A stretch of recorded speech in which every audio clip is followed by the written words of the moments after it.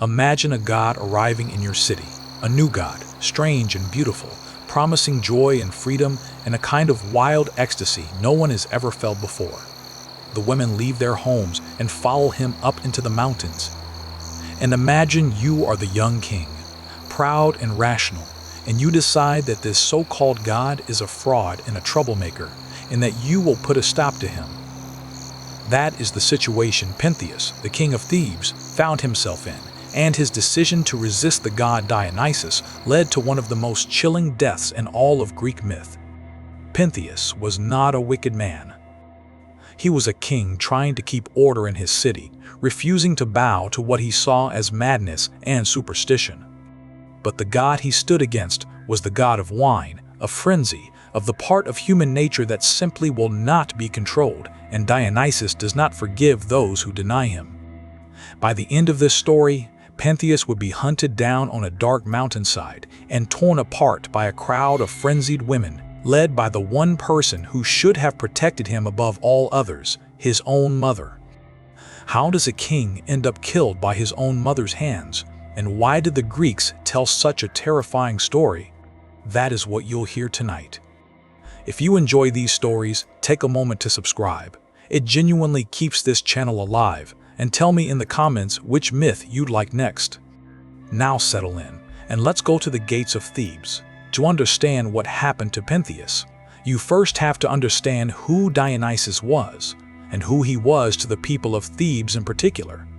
Dionysus was the god of wine, but he was far more than that. He was the god of ecstasy and release, of music and dancing, and the loss of self, the divine force that breaks down the ordinary boundaries of life and lets something wilder come pouring through.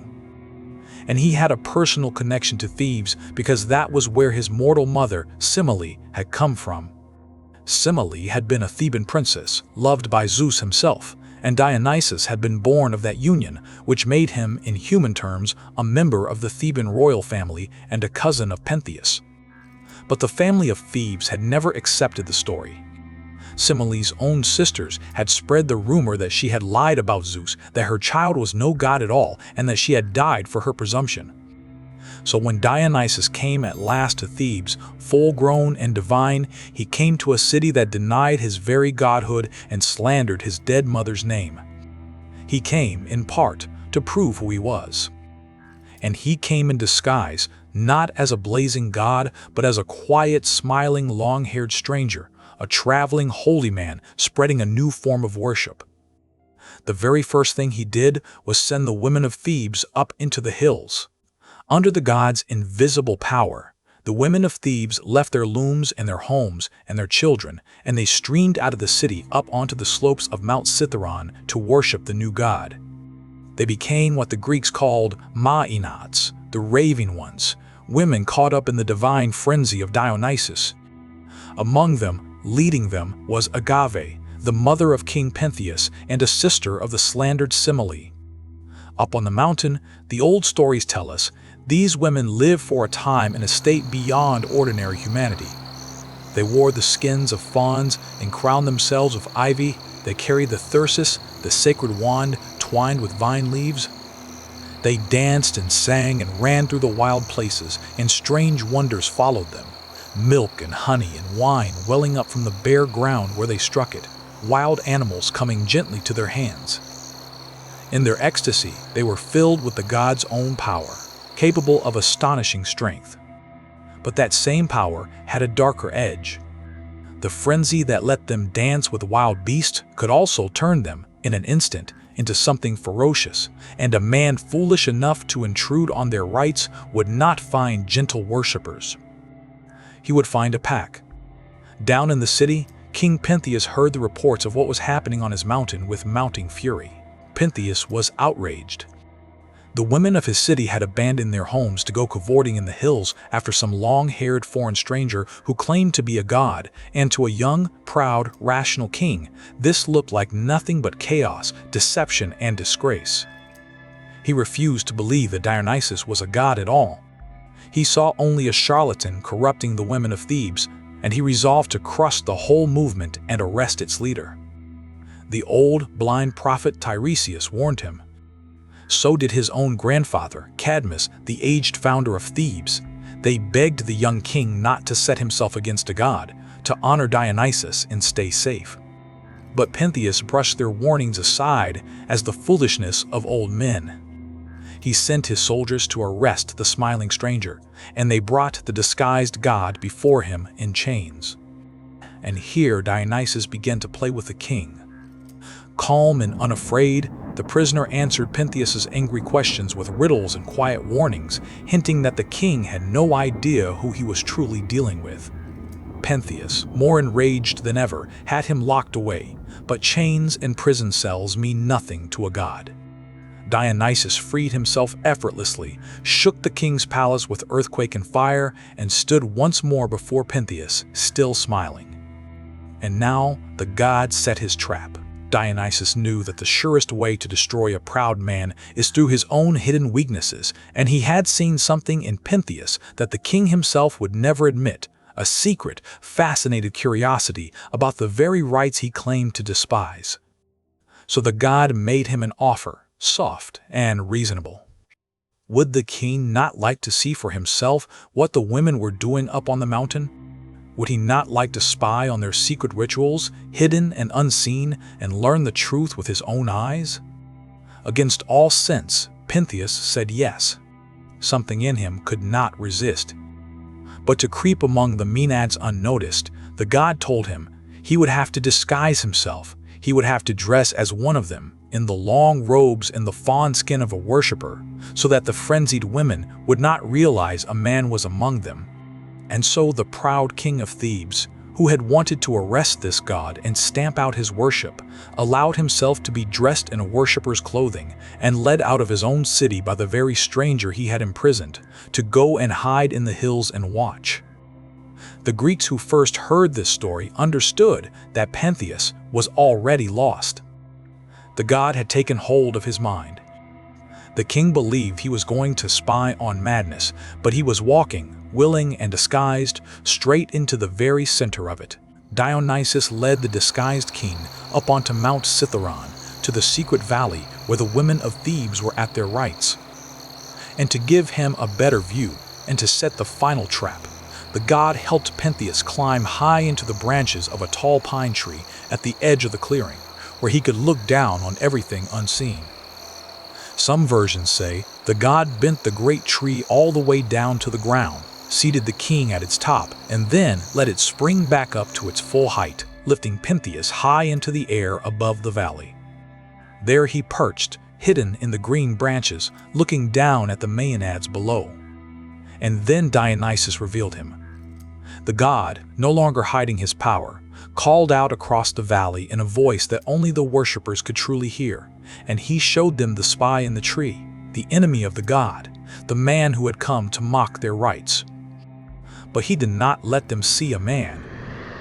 In their divine frenzy, looking up at the figure in the pine, the women of Thebes did not see King Pentheus at all. They saw a wild animal, a mountain lion, some say, crouched in the tree above them, a beast that had to be hunted and brought down. And at their head, staring up at the creature in the branches with the god's madness blazing in her eyes, was Agave, the king's own mother. What followed is told by the Greeks with a horror they make no attempt to soften, and yet they spare us the worst of the detail because the meaning is in the act itself, not in its gore. The Maenads fell upon the tree. With the unnatural strength the god had given them, the women tore at the great pine, ripping and shaking it until at last they uprooted it entirely and brought it crashing down, and the king came down with it. Pentheus, thrown from his high perch, suddenly found the disguise stripped away and the spell broken in his own mind, and in his last moments he knew exactly what was happening. He tore the covering from his head and cried out to his mother, calling her by name, begging her to recognize him. "It is me," he pleaded. "Your son, Pentheus, do not harm me." But Agave could not hear him and could not see him. The god's frenzy was still upon her, and where her son knelt pleading for his life, she saw only a wild beast that had to be killed. And so the women of Thebes, with Agave at their head, fell upon him there on the mountainside, the king destroyed by the women of his own city, led by his own mother, on the slopes above the city he had ruled. The old storytellers draw the curtain there and let the silence do the rest. The most terrible part of the story is not the death. It is what came after. Agave, still lost in the god's frenzy, believed she had brought down a great lion in the hunt, and she was proud of it, triumphant even. She lifted up the head of the beast she thought she had killed, fixed it upon the point of her thyrsus, and carried it in triumph back down the mountain and into the city, calling out for everyone to come and see the magnificent creature she had slain with her bare hands. She wanted her father to praise her. She wanted her son, the king, to come and see what his mother had done. She did not yet understand that the trophy she carried so proudly was the head of that very son. It was her old father, Cadmus, who had to bring her back to herself. Gently, carefully, he began to ask her questions: where she was, what she was holding, whose face she thought she saw. And slowly, terribly, the god's madness drained away, and the world came back into focus around her. And Agave looked down at what she was carrying in her hands. The grief of that moment, when a mother recognizes her own murdered child in the trophy she has been parading through the streets, is one of the darkest things the Greek stage ever dared to show. Dionysus had proven his godhood beyond any doubt. The price had been the royal house of Thebes. The story of Pentheus is one of the oldest and most disturbing the Greeks ever told, and they kept telling it on the stage and around the fire for centuries, which means they believed it had something important to say. On the surface, it is a warning about denying the gods. Pentheus refused to honor Dionysus, and Dionysus destroyed him. But the deeper meaning is stranger and more unsettling than that. Dionysus was not just any god. He was the god of everything in human nature that is wild and irrational and refuses to be governed, the ecstasy, the loss of control, the frenzy that lives somewhere underneath our careful, rational selves. And Pentheus was the man who insisted that such things could simply be forbidden, locked up, stamped out by force of will and royal command. The terrible answer of the story is that they cannot. The wildness you refuse to acknowledge does not disappear. It waits and it gathers, and when it finally breaks loose, it is far more dangerous than if you had given it its due. Pentheus tried to imprison the god of frenzy and ended up consumed by the very frenzy he denied, destroyed, fittingly, by the women of his own household, the wildness that had been there in his own family all along. It is a story about what happens when we refuse to make room for the parts of ourselves we are most afraid of. If this is the kind of story you want more of, take a moment to subscribe and tell me in the comments which myth I should tell next. Sleep well.